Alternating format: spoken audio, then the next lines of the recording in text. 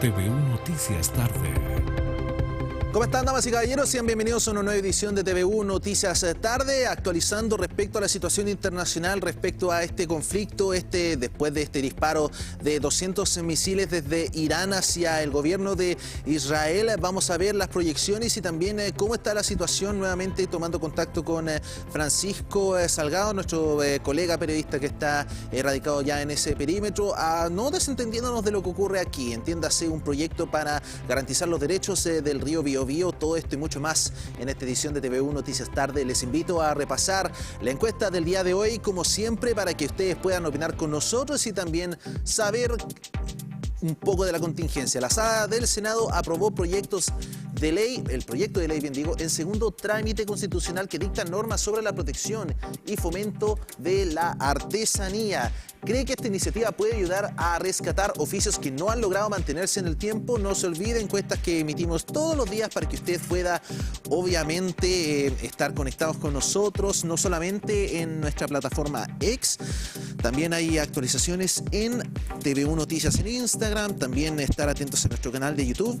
Los invitamos a que nos sigan y a que opinen con nosotros.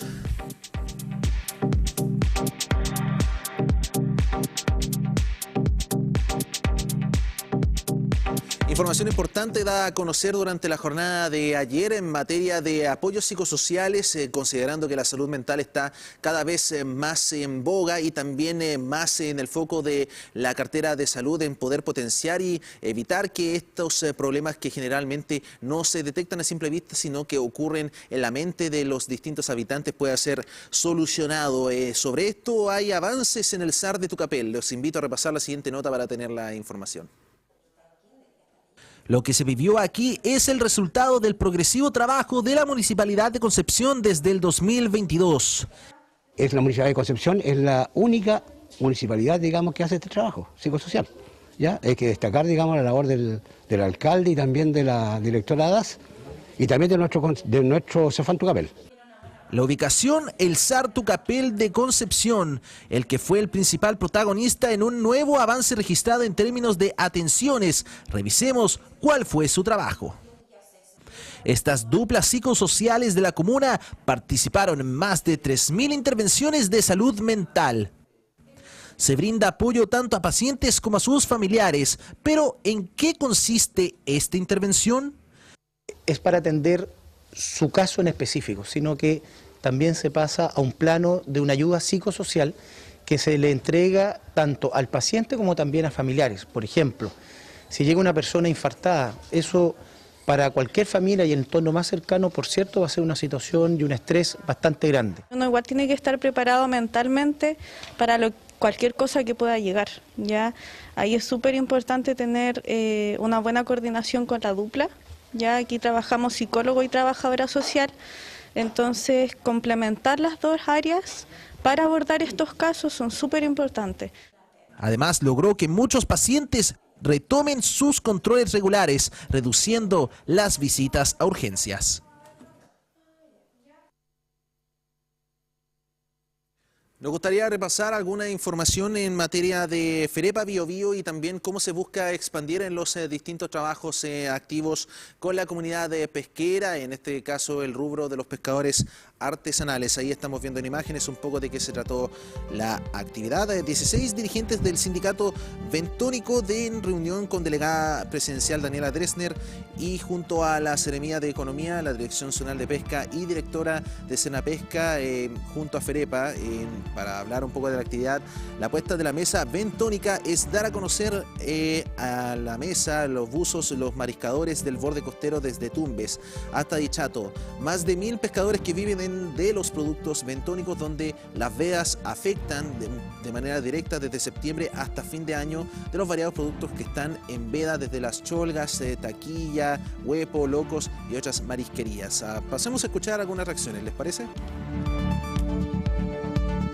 Confiamos en que los planteamientos esgrimidos hoy día en esta reunión con la delegada van a ser bien atendidos. La delegada se comprometió a ver todas las opciones que hay para poder atender la problemática que el sector bentónico está viviendo hoy día a propósito de las vedas que lo están aquejando hace ya tanto tiempo. En esa línea fue clara la delegada en contar que las herramientas son limitadas, pero confiamos en un trabajo conjunto de aquí al próximo martes poder tener soluciones concretas para los integrantes de este amplio grupo de trabajadores bentónicos de la región del Biobío. Nosotros queremos que esto se arregle bien porque necesitamos, como buzos bentónicos, que somos tantos, y si se va a veda, la cholga, el chorito, el choro, no tenemos que hacer en estos 3 meses de veda que lo dan. Por lo tanto, el martes viene otra mesa bentónica y ahí vamos a tratar de llegar una solución más acorde de lo que necesitamos. No se pudieron hacer gestiones, ¿cierto?, la que nosotros esperábamos, no se pudo hacer. Creemos que el martes, ¿cierto?, de esta semana que viene, puede haber algo positivo. Esperamos que haya algo positivo de parte de la delegada de gobierno, de parte del gobierno regional, ¿cierto?, que se quedó en hacer la gestión que él nos iba a acompañar en la mesa bentónica acá en la Desintendencia. Ahí están entonces las palabras de algunas autoridades que se reunieron en la delegación, todo esto en el contexto de obviamente dar a conocer de esta actividad de la pesca bentónica y por lo mismo tratar de exponer un poco los problemas. Sabemos de la crisis que ha experimentado el rubro de la pesca artesanal, hay distintos factores, las vedas, etcétera, pero bueno, también lo que denuncian ellos mismos es que no se están considerando quizá algunos aspectos más científicos para poder fundamentar estas vedas que de acuerdo a lo que ellos denuncian nuevamente es bastante prolongada. Bueno, hay que ver cómo va evolucionando esto a través del tiempo. Vamos a tomar contacto de manera inmediata con Francisco Salgado, que ya está con nosotros, bien digo, en vía Zoom, vía remota desde Jerusalén. Francisco, ¿cómo estás? Ya te estamos viendo, ya son, si no me equivoco, las 20 horas con 10 minutos ahí en Jerusalén. ¿Cómo estás? Muy buenas tardes acá en Chile. Sí, buenas tardes. Sí, como tú bien dices, son 6 horas más acá en Israel. Son, como tú dices, las 8 con 10 minutos y volviendo un poco a la relativa calma.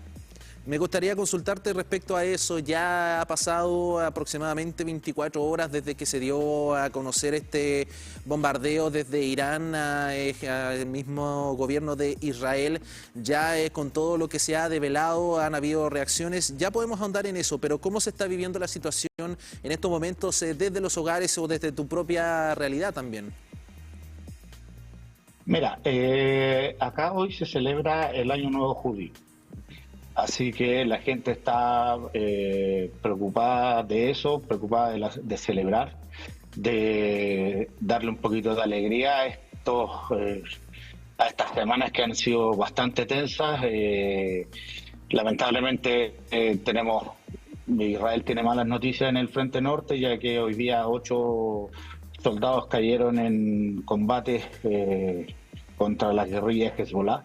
Eso amarga un poquitito el día, pero en Israel, después a lo largo de los años te vas dando cuenta que la gente rápidamente cambia el switch, porque es la única forma de estar tranquilos, de tratar de pasar tu vida tranquilo y no estar siempre pendiente de lo que puede pasar. Así que por ese lado estamos empezando las celebraciones del Año Nuevo Judío. La gente siempre atenta, como nos han repetido muchas veces desde ayer, siempre atenta a cualquier información, la televisión siempre prendida, las aplicaciones actualizadas. Así que nada, celebrando dentro de lo posible y atento a lo que pueda pasar.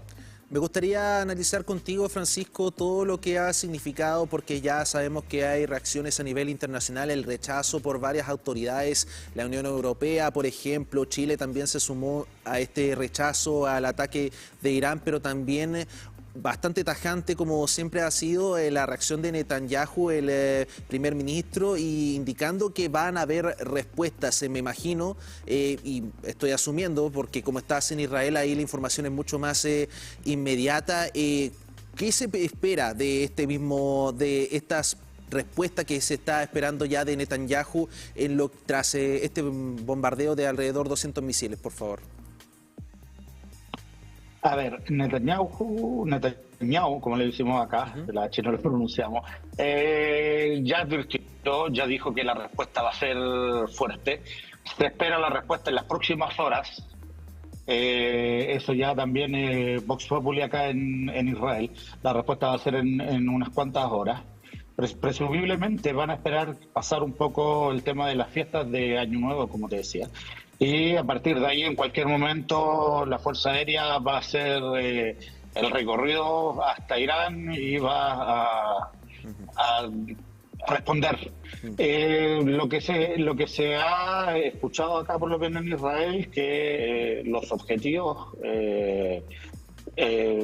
son dos principales, son un poco como lo que se hizo en Yemen, principalmente energéticos. No puedo dar muchos detalles por obvias razones, no, mentira. Claro. Se espera que la respuesta sea en las partes energéticas. Por ejemplo, en Yemen lo que se hizo fue atacar las vías petroleras y los puertos. Las vías petroleras para disminuir el suministro de petróleo que se utiliza para los mismos misiles, y los puertos para evitar de que por mar llegue los suministros de armas que vienen desde Irán. Eso es principalmente lo que se ha hecho. Lo más probable es que sea una respuesta parecida a lo que se haga en Irán, porque una respuesta más general implicaría una escalada ya absoluta en lo que es el conflicto. Eso te quería también consultar, Francisco. Sabemos que obviamente la respuesta económica es algo a considerar, pero tampoco dentro de este escenario, y no sé si se está en el boca a boca en la misma comunidad israelí sobre la posible respuesta también balística. Eso tampoco está del todo descartado. Estamos entreteniendo la idea porque, de nuevo, no es como que podamos saber qué está pasando por la mente de la gente encargada de tomar dichas decisiones, pero tampoco es tan descabellado ese escenario. No, pero Israel se ha caracterizado por hacer ataques de manera mucho más precisa y no al voleo, como se podría decir. No como lo que hizo Irán, que fue que disparó 190 misiles, por lo menos eso es lo que se sabe acá. 190 misiles que iban a cualquier lado, dentro de cualquier zona de Israel era objetivo.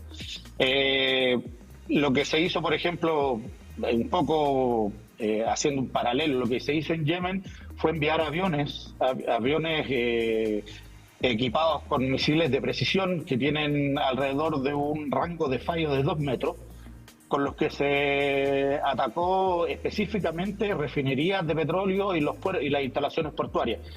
Lo más probable es que Israel haga este tipo de ataque, no un ataque con misil balístico, que si bien son relativamente precisos, generan un impacto mucho mayor y un daño mucho mayor. Entonces, lo más probable es que, apoyados por Estados Unidos, que ya entregó su apoyo completo a lo que es la defensa israelí, el ataque sea un ataque más bien de aviones F-16 que están equipados con tecnología de punta, con un software que es especializado, generado por los ingenieros israelíes, que dicho sea de paso es el mismo software con el que estaban siendo equipados los F-16 que tiene Chile, que lamentablemente ahora, por el hecho del problema que generó este desencuentro diplomático entre Chile e Israel, Chile ya no está recibiendo este soporte. Te lo digo así para darte un aspecto dentro de todo este conflicto que involucra a Chile. Pero, como te decía, el ataque, al parecer, va a ser un ataque más de precisión, con aviones. Son misiles que pueden lanzarse hasta 250 kilómetros de distancia. Por lo tanto, ni siquiera implicaría un sobrevuelo en la zona aérea iraní. Bueno, obviamente Chile tratando de restablecer esos lazos tras el incidente de no dejar acceder a los expositores de Israel, ha pesado desde como tú lo abordas también, Francisco. Me gustaría llevarte a otra temática respecto al diario Vivir. Hace tan solo unos breves minutos, bueno, hace unas horas aproximadamente, ya se dio a conocer respecto al atentado que recibió un tren, para ser exactos. Por lo mismo, volver a dirigirme porque de nuevo tú estás ahí, estás con tu familia, estás con tu esposa y obviamente la vida, bien digo, peligra constantemente. 3 hijos precisan acá. Entonces, ¿cómo es ese vivir constante? ¿Cómo es esa protección constante? Porque claro, uno trata de sobrellevar las situaciones como puede, pero no está tampoco de más conocer que la vida está constantemente peligrando cuando se dimensionan los ataques de proporciones, sobre todo a puntos tan importantes como lo fue Tel Aviv y Jerusalén durante estos últimos días. A ver, el terrorismo es una situación con la que se convive normalmente acá en Israel. Yo siempre hago el paralelo. Los actos terroristas acá en Chile son un poco como los portonazos allá en Santiago. En Chile, en Santiago, pero me atrevería a decir que ni siquiera tan recurrente, porque acá los atentados son, no sé, una vez al mes, una vez cada 2 meses, entonces la gente convive con eso. Eso sí, desde el 7 de octubre, la petición de armas, de uso civil acá en Israel subió un 500%, te diría yo. Subimos de 30.000 al año a 250.000 en los primeros 6 meses. Por lo tanto, la gente tomó esta medida para protección personal y fíjate que en el atentado específico de ayer sirvió bastante, porque uno de los terroristas fue muerto por un civil que andaba armado, que vio a estos terroristas caminando por las calles, se acercó sigilosamente y lo asesinó. Lo mató mientras él estaba distraído buscando más víctimas. Lo que tú decías, claro, pues ayer los terroristas comenzaron su ataque en un tren de metro, un metro que hay en Tel Aviv.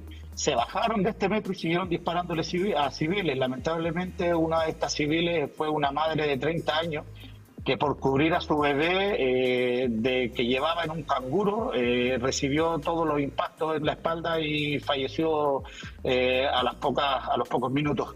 Pero como te digo, es algo que la gente en Israel lo tiene asimilado, está lamentablemente acostumbradas y por eso mismo buscan la protección individual. Acá la cultura de las armas es una cultura que se enseña desde pequeños porque como el servicio militar es obligatorio, todo lo que es el uso de armas está bastante intrínseco en la ciudadanía israelí. Y eso mismo también genera la responsabilidad suficiente, acompañado por las leyes respectivas, que permiten una cierta tranquilidad en la calle. La persona que maneja un arma no puede llegar y desenfundar el arma porque sí. Tiene que tener razones muy plausibles, muy claras, porque si no, incluso el hecho de sacar el arma o tomar el arma, amenazar con desenfundar el arma, te implican penas de cárcel. Por lo tanto, las dos cosas, la cultura de las armas más las leyes, implican que el israelí está bastante acostumbrado y está consciente siempre de lo bueno y lo malo que tienen las armas. Así que por ese lado, el cotidiano acá es un aumento de las personas que andan con armas en las calles, para evitar, como tú decías, el tema de los actos terroristas. Y por otro lado, siempre estar atentos, lo que te decía, estar atento a la información que entrega la Oficina de Defensa Interna, lo que entregan las autoridades, cuando te dicen que hay ciertas restricciones. Por ejemplo, cuando esto empezó el 7 de octubre, se restringieron a 300 personas en lugares cerrados, no se podía estar en lugares abiertos donde no hubiera protección de búnker, y eso todas esas minutas te las va dando las autoridades y de acuerdo a eso tú vas viviendo, digamos. Francisco, por último, para consultar, los ojos del mundo están atentos a la reacción de Israel y también la situación en el Medio Oriente. No está de más hablar del impacto económico, humano que todo este conflicto está generando, pero también hay muchos intereses de entremedio. Nombradas a Estados Unidos, pero también está el interés de los rusos, por mencionar también. Están muy pendientes de saber de qué manera esta situación de conflicto podría cambiar el curso del mundo en diferentes escenarios. Yo pienso que todos están pendientes a cómo va a ser la respuesta de Israel en ese sentido, pero esto en la antesala, ¿piensas tú para qué tipo de rutas o qué tipos de escenarios se podrían desprender de todo esto? A ver, si vamos al tema de la alianza, Irán tiene una alianza muy fuerte con Rusia. Irán es, en este momento, dado que Rusia está en guerra y tiene disminuida su capacidad industrial, Irán es el que está entregando armamento a Rusia, por lo tanto ahí hay una conexión muy fuerte. El tema es que si esto se escalara a algo más grande, no sé si Rusia tendría la capacidad de estar en dos frentes, porque recordemos que la guerra con Ucrania todavía está. Hay incluso otros actores que se podrían sumar, como Polonia. Entonces, por ahí el tema ruso no está muy claro. Irán es capaz en sí mismo de generar un conflicto muy grande en la zona, pero hay que ver qué tan afianzado está el gobierno como para intentar eso. Recordemos que Irán también tiene muchos conflictos sociales, muchos conflictos internos.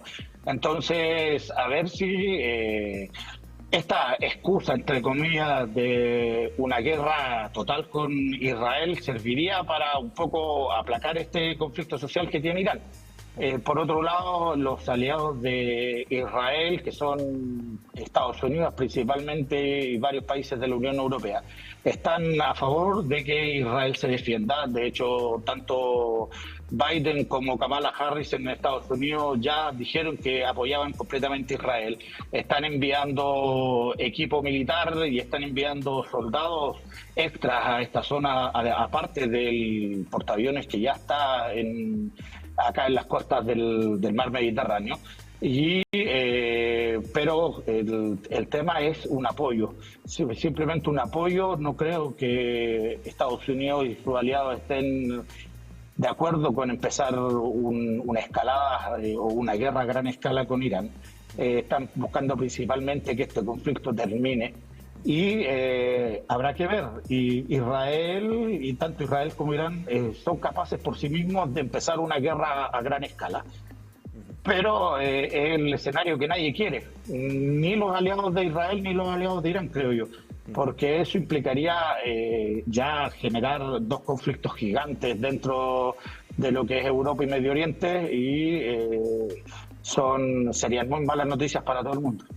Exactamente, Francisco. Bueno, agradecer, bien digo, nuevamente este contacto desde Jerusalén. Obviamente sabemos que hay una atención constante y están todos muy pendientes a la situación que podría generarse después de este bombardeo de más de 150 misiles a puntos estratégicos de Israel. Pero nuevamente agradecido por este contacto y también deseamos que tanto tú como tu familia estén todos bien allá en la tierra de Jerusalén también.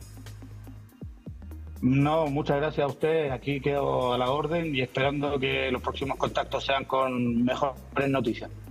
Exactamente, Francisco. Muchas gracias nuevamente. Nosotros vamos a nuestra primera pausa. No se despegue del noticiero de TVU Noticias Tarde.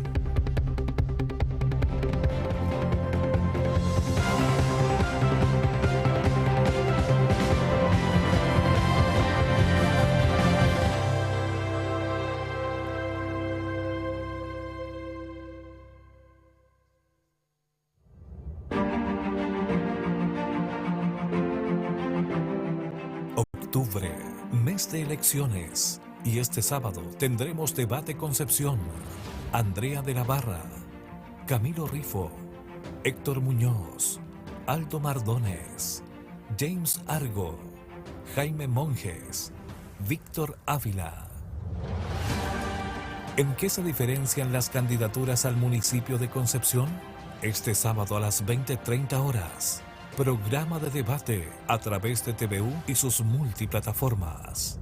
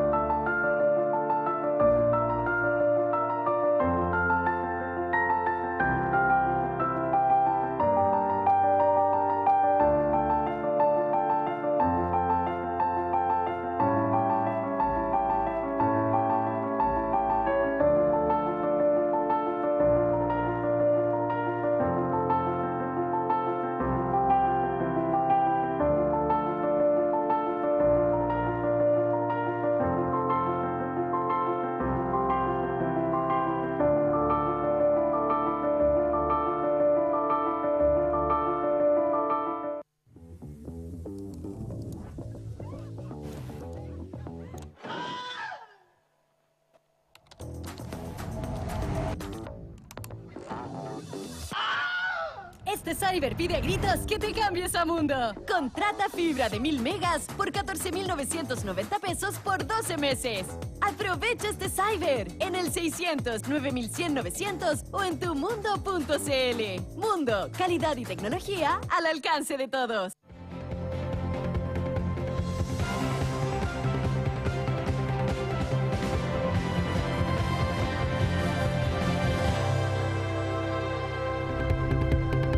Vamos a nuevamente una entrevista que hemos preparado para el día de hoy. Hablar de los derechos ambientales es sin duda importante, pero también uno de los flujos, en este caso uno de nuestros ríos principales de la región es el río Biobío. A todos nos consta su magnitud, un río que nace principalmente de la presencia de las lluvias, sumado a esto de la presencia de la nieve, pero nos gustaría conversar de cómo se aseguran los derechos de este icónico río a través de la siguiente Carta de Derechos Fundamentales. Me gustaría ahondar en este tema con Nohad Escares, abogada y directora de la ONG Defensa Ambiental. Nohad, muchas gracias por estar con nosotros el día de hoy. Hola, muchas gracias a ti por la invitación. Conversemos entonces inmediatamente sobre esta iniciativa que busca preservar un poco la existencia del río Biobío en diferentes sentidos. ¿Cómo nace esto para luego hablar de las características principales de los derechos que se gustaría mantener? Sí, bien, esta es la declaración. La declaración de los derechos del río Biobío nace de una iniciativa entre varias organizaciones nacionales e internacionales, ONGs y organizaciones territoriales, que tiene por objeto abordar las problemáticas y el tratamiento que se ha dado del río y la situación de desprotección en la que está, pero desde una perspectiva de los derechos de la naturaleza. De alguna forma lo que nosotros intentamos hacer es hablar desde la voz del río, ya desde cómo el río se sentiría de alguna forma y tratándolo así como un ser vivo y que tiene derechos para nosotros. Ya. Esta declaración nace para el Festival Somos Cuenca del año pasado. Nos reunimos varias organizaciones y consideramos que era importante el poder replicar experiencias comparadas, pero acá en el territorio, considerando de que existen muchas organizaciones articuladas al respecto y trabajamos con comunidades pehuenches, con organizaciones territoriales de Chihuayante y con otras organizaciones que todas están unidas en un mismo sentir de que es proteger el río. ¿Ya? Yo creo que todos están conscientes del río Biobío. Bueno, si eres de Concepción, San Pedro de la Paz, lo que sea, estás obviamente, te toca transitar de manera muy habitual, pero quizás se olvida de lo que, o sea, uno lo ve a simple vista, el río es inmenso, pero ¿qué es lo que oculta el río? ¿Qué ecosistemas podemos encontrar ahí que quizás no está muy a la vista de lo común y corriente? ¿Qué es lo que guarda el río, sus tesoros en particular, si nos ponemos más románticos?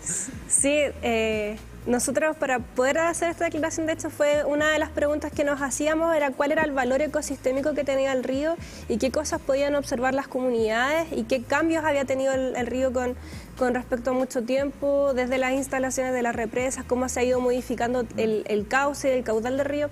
Y se han identificado muchas especies que son endémicas. Está la carmelita de Concepción, por ejemplo, está la lisa en la parte de la desembocadura del río, muchas especies de aves, y es por eso que la desembocadura del río no hace mucho tiempo fue declarada como un santuario de la naturaleza, porque es un lugar en el que existe mucha expresión de biodiversidad y es un sitio IVAS, ya, que es un sitio de importancia para la conservación de las aves a nivel internacional. Entonces vienen aves migratorias, están en este lugar y de alguna forma desde la conectividad del río, desde Cordillera a Mar, todo esto fluye. Además, otra cosa que se han relevado en estos talleres y en la perspectiva que existe como de las comunidades indígenas es el valor que esto tiene para los pueblos que habitan el río, ¿ya? ¿A qué me refiero con eso? De que mucha de la presencia de hierbas medicinales utilizadas por autoridades ancestrales de los pueblos pehuenches están a orillas del río. Entonces, y estas son todas especies que dependen de la presencia de, en este caso, del agua del río, como son el naranjillo, el guindo santo, que están en categoría de protección vulnerable. Entonces están mucho más en el lado de la desembocadura y donde están los bosques que en la parte más urbana. Sí, sin duda. Por ejemplo, en el sector de Santa Bárbara, Rucalhue, Quilaco, está lleno de guindo santo y naranjillo, o sea, un lugar hermosísimo y que está en zonas que existen, sube el río, baja el río, porque son zonas muy húmedas. Y entonces hay mucha expresión de biodiversidad, mucho peumo, mucho quillay también, entonces hay harta harta biodiversidad en esos lugares. Oye, estoy repasando acá un poco los detalles de la declaración a través de distintos talleres y diálogos, entre ellos en la elaboración del documento participaron diversas ONG y 12 puntos en el que, bueno, primero se habla de que el cuerpo de agua tiene derecho a existir, derecho a la mantención, integridad, estructura, derecho a estar libre de toda contaminación. Eso es como lo que se desprende muy a grandes rasgos para que la gente lo pueda entender, pero esta carta, ¿qué les gustaría hacer con esta carta? Presentarlas a instituciones, a los tomadores de decisiones. Sí. ¿Cuáles son las proyecciones de la misma? Sí, este instrumento, bueno, parte de la cuestión previa, esos derechos nacen de que nuestro primer punto es reconocer que el río Biobío es un sujeto de derecho y por tanto titular de derechos, ¿ya?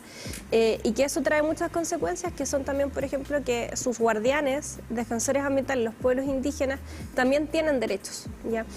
Y nosotros en esta declaración elaboramos también a través de otros talleres un anexo que es la ruta de implementación de la declaración, donde consagramos algunos pasos que son relevantes a la hora de implementarlo. Por ejemplo, la necesidad de que exista una articulación a nivel territorial, donde las propias comunidades se concienticen, se sensibilicen respecto a estos derechos y sobre el cuidado del río.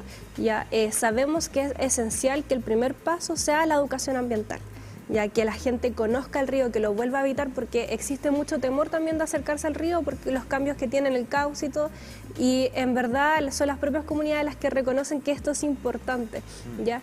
Entonces, el primer paso es un trabajo colaborativo y co-coordinado de sensibilización de las comunidades que habitan el río, y para posteriormente empezar a trabajar en distintos instrumentos que regulan esto, como son la estrategia de la cuenca del río Biobío, que va a estar en proceso de elaboración ahora, la norma secundaria de calidad de agua del río, que también va a estar en proceso de revisión ahora, el plan de manejo del santuario de desembocadura del río Biobío. Entonces, la idea es poder empezar a trabajar en la incidencia, en todos estos instrumentos que se están elaborando en este momento desde esta perspectiva. Entiendo. Entonces, primero vendría el proceso de, obviamente, vincular a la gente con las capacidades del río para quizá, en un futuro no muy lejano, que esto sea algo que se contemple en los futuros planes que involucren, en este caso, la presencia del río.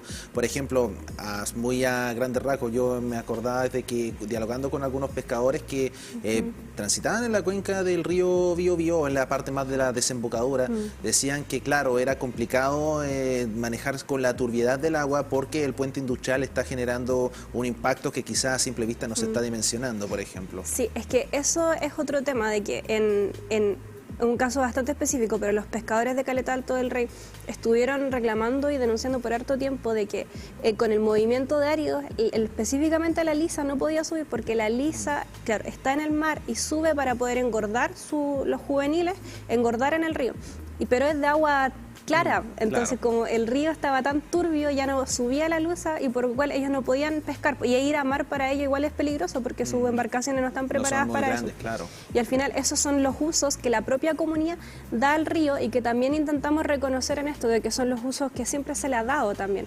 Entonces, y bueno, y ahí estaba el otro conflicto con relación a de que en el puente no se consideraban los impactos de los sistemas de vida de los pescadores de Caleta Alto del Rey, porque no se habían reconocido impactos, pero ya esa es otra materia.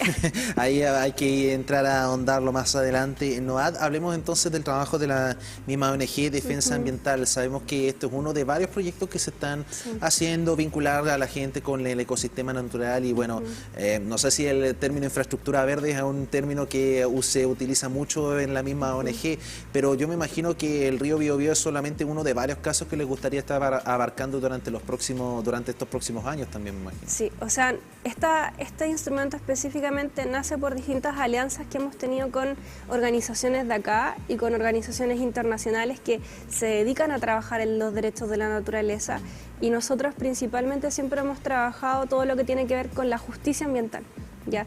De hecho, el tema de Caleta Alto del Rey lo conozco porque yo estuve acompañando un poco a los pescadores. Nosotros representamos a algunas comunidades para presentar acciones jurídicas en contra de la resolución de calificación ambiental de ese proyecto. Entonces, hemos prestado y prestamos constantemente asesoría a comunidades y asociaciones indígenas, comunidades y organizaciones ambientales también, para poder enfrentar conflictos socioambientales y que puedan un poco nivelar esta brecha del acceso a la justicia. ¿Se está omitiendo mucho desde tu perspectiva el impacto ambiental que tienen como estas megaconstrucciones derechamente? Yo creo que el problema que existe desde mi perspectiva es que muchas veces por la falta de participación ciudadana que existe, porque uno, de que cuando un proyecto ingresa al sistema de evaluación de impacto ambiental, es difícil que las personas puedan comprender el real impacto que esto tiene para sus comunidades.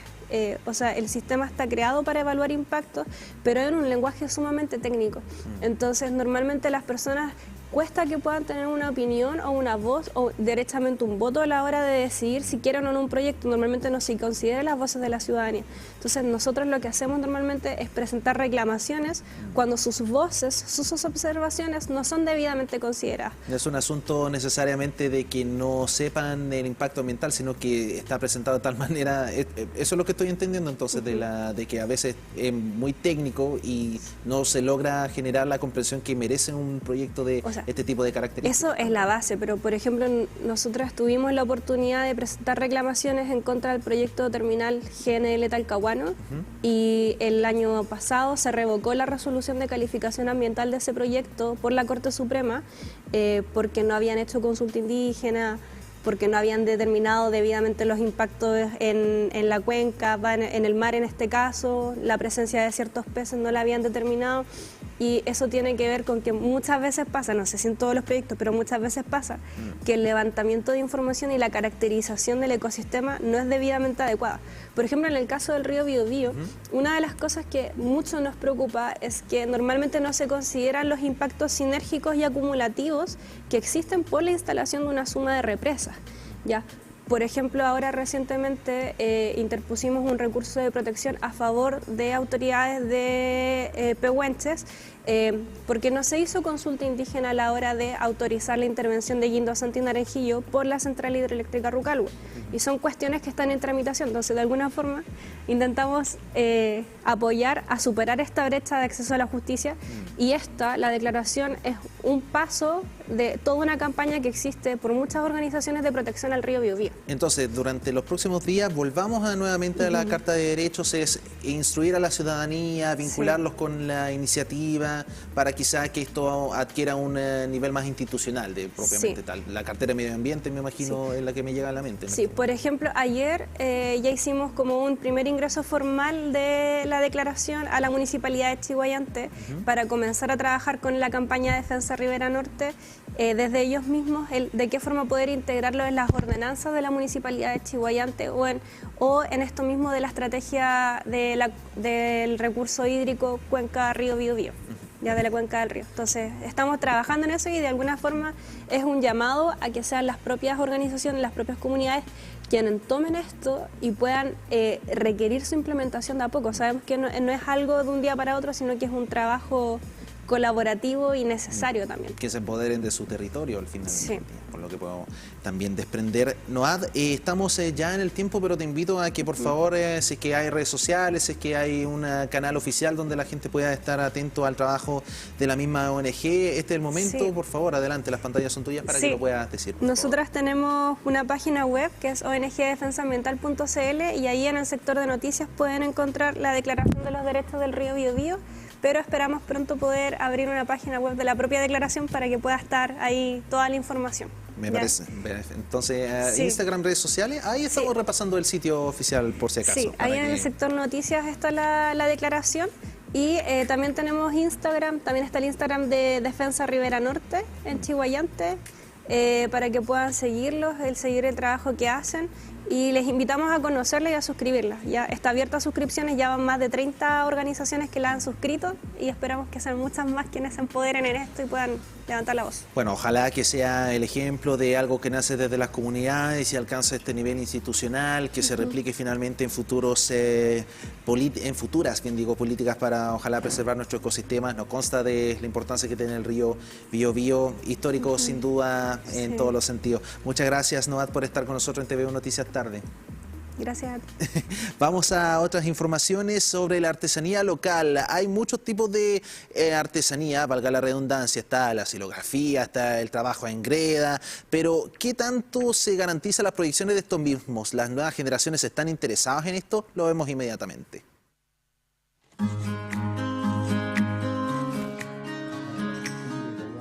Se ven tan simples como pequeñas líneas, una al lado de la otra, que con paciencia se transforman en una obra espectacular.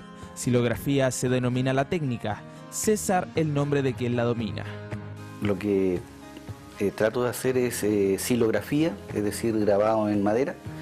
Cuando descubro la xilografía, junto dos cosas: el tallado, o sea, el tallar la madera, ¿cierto? El escarbar la madera, y a través de ella empezar a sacar las luces para transformarlo en un dibujo. Y mis aspiraciones básicamente son llegar a dominar el arte para en una época posterior, ¿cierto?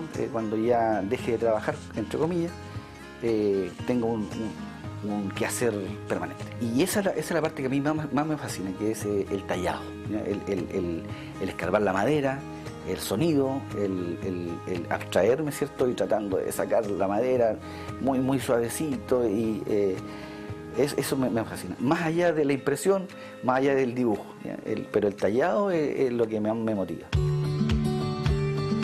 César se ha puesto una meta este año: terminar un proyecto muy importante para él, con mucho peso en la cultura de nuestro país.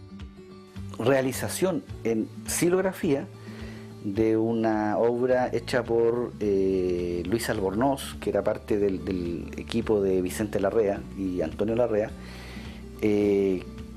para un disco de Inti Illimani con Isabel Parra y las composiciones de Violeta Parra con Luis Asbis, que se llama Canto para una semilla. Proyecta que lamentablemente para nuestro patrimonio este oficio desaparecerá por las nuevas tecnologías, pero que nunca podrán transmitir el sentimiento humano. En Chile es complejo vivir del arte, muy complejo, y es lamentable que a veces preferimos tener un póster de algo y no comprar una obra de arte pequeña, chiquitita, que le va a servir a un artista, porque definitivamente eso le sirve para vivir, para comer, para pagar el arriendo. Así que a ese futuro artista tiene que darle nomás. Una técnica de tallado un poco desconocida. La artesanía abunda en nuestra zona, oficios que pocos conocen y otros que quizás usted tiene en mente. En Quinchamalí, un pequeño grupo de mujeres mantiene un arte mundialmente reconocida y galardonada: la alfarería con greda negra. A ellas las conocimos hace un año. Mi nombre es Inés del Carmen Guzmán Venega. Yo me dedico desde los 12 años, que mi madre era alfarera. Después emigré, cuando me casé, emigré a Santiago por mis hijos, y volví a mi tierra y volví a lo mismo, a lo que yo sabía hacer, lo que a mí me da futuro, me da vida, me da alegría, me da pena, es un conjunto de cosas que da esto. Entonces volví a mi tradicional y nada, pues aquí estoy trabajando con mi artesanía, orgullosa de lo que hago, orgullosa de mi pueblo, pero sí penosa de mi gobierno. Entonces a nosotros eso nos da como un poco de pena, que nosotros como que este premio que se ganó, o sea, no ha sido valorado para la alfarera, solamente como para el gobierno, autoridades, y las alfareras quedamos ahí.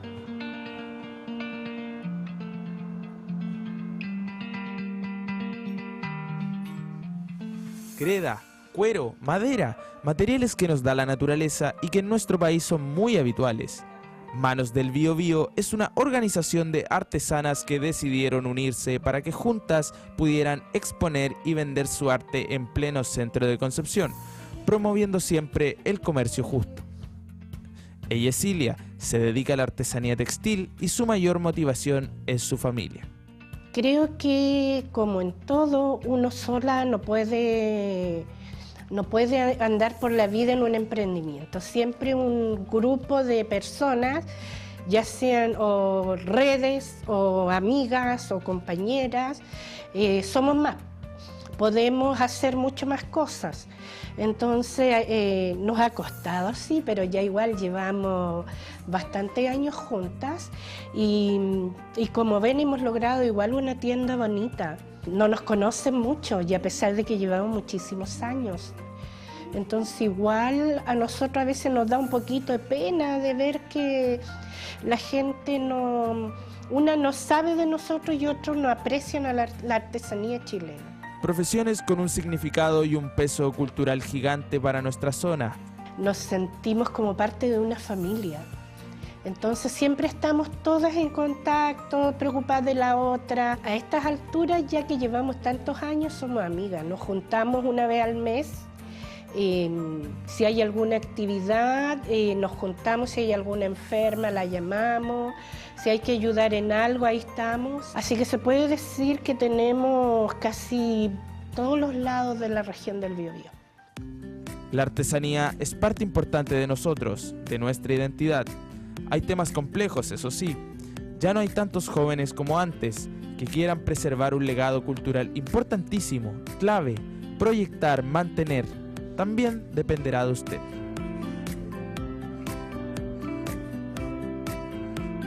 Vamos a otra temática en materia de lo que es orientar a la ciudadanía y también al mundo, en este caso el público infantil, menores de edad en particular. Se ha hecho una campaña por parte de Policía de Investigaciones para conocer y también concientizar, valga la redundancia, sobre estos, cómo identificar una situación de delito, cómo denunciarlo, cómo abordarlo y cómo puede ser tratado desde el mismo mundo de los profesores. Sobre esto estuvo con nosotros el subprefecto, nos gustaría pasar a ver esa entrevista. TVU Noticias, somos información, contamos historias. Bueno, la verdad las cosas que para nosotros como institución siempre es importante, por ejemplo, este tipo de espacios. Creemos que difundir un poco cuáles son las temáticas o cuáles son los aspectos que están detrás de la comisión de un delito siempre van a ser importantes precisamente para fortalecer aquellos aspectos que son necesarios para trabajar en una prevención. Una prevención que nosotros llamamos una prevención informada. Entonces, en particular con respecto al tema de los delitos sexuales que afectan a niños, niñas y adolescentes, nosotros tratamos de apuntar siempre a aquellos lugares en donde se captan un poco las denuncias sobre estos delitos. Y en ese sentido, por ejemplo, hoy día estamos trabajando en fortalecer aspectos que nosotros creemos esenciales en las comunidades educativas, porque convengamos, y nosotros nos hemos dado cuenta, que un lugar en donde muchas veces se develan este tipo de delitos, si se quiere, son precisamente los establecimientos educacionales. Claro. Mientras estamos repasando, esto fue un video que fue emitido también que trata de dar un poco la misma orientación y también identificar aquellos escenarios. Partamos un poco por ahí para seguir desmenuzando en el trabajo en sí, porque hablamos de los escenarios de los establecimientos educacionales, se da este tipo de dinámicas, pero profundicemos en la dinámica. ¿Qué contextos generalmente se dan este tipo de delitos para poder identificarlos?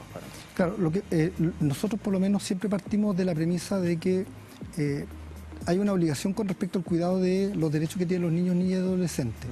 Si bien los delitos sexuales no tienen ningún tipo de criterio que discrimine respecto de mayores o menores de edad, sí eventualmente este grupo de víctimas son mucho más de nuestro interés y nuestra preocupación, particularmente de la información, porque creemos nosotros que ahí hay mucho que se puede hacer desde el punto de vista de la prevención.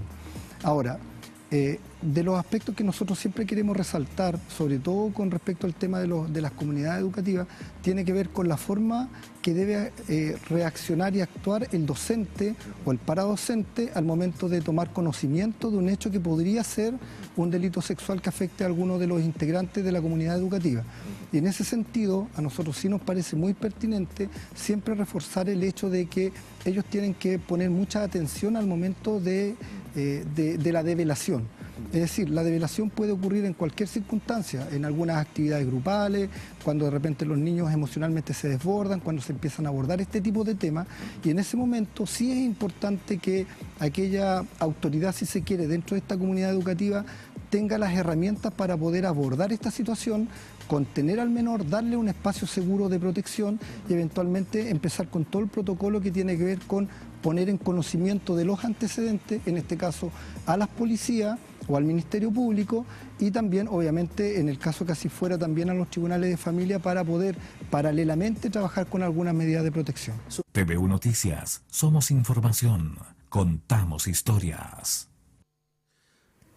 Vamos a hablar de la ley Karim. Como usted ya sabe, entró en vigencia hace tan solo un par de semanas, para ser exactos. Sí, ya hay balances en materia del número de denuncias y también en las responsabilidades que tienen los distintos trabajadores en ese mismo sentido, mientras tenemos ahí en imágenes a la misma ministra del Trabajo, Janet Jara, y también al director nacional del Trabajo.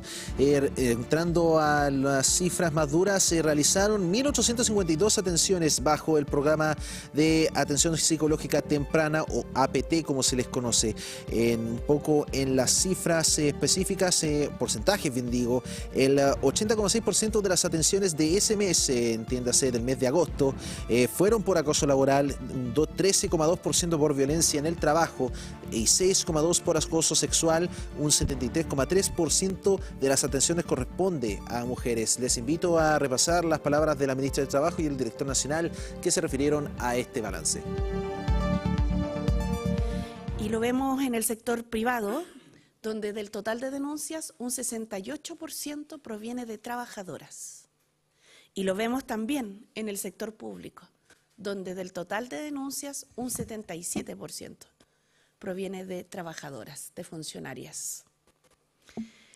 En segundo lugar, la principal causa por la cual se denuncia es el acoso laboral. El esfuerzo estadístico va a irse complementando a medida que se vaya implementando la legislación. Tal como lo ha dicho la ministra, nosotros tenemos inicialmente, cierto, que implementar una plataforma que ya está habilitada desde el 1 de agosto, pero evidentemente vamos a ir viendo cuáles son las mejoras para poder entregar la mejor estadística y de tal manera en el mes de enero poder complementar mucho más esta información que se ha ido entregando. Bueno, ahí está entonces un poco las reacciones y balance de esta nueva ley que trata de garantizar a los y las trabajadores un ambiente, un ecosistema de trabajo más, entre ellos justo, y que se esté tomando estos casos de acoso laboral con la seriedad que se merecen. Vamos a ver más adelante si es que obviamente los alcances que tiene la misma ley. Nosotros nos despedimos, pero antes nos gustaría extenderle la siguiente invitación, que usted ya sabe, es octubre y por ende es mes de elecciones en los medios UDEC, y este sábado tendremos el debate por Concepción. Andrea de la Barra, Camilo Rifo, Héctor Muñoz, Aldo Mardones, James Argo, Jaime Monjes y Víctor Ávila. ¿En qué se diferencian las candidaturas al municipio de Concepción?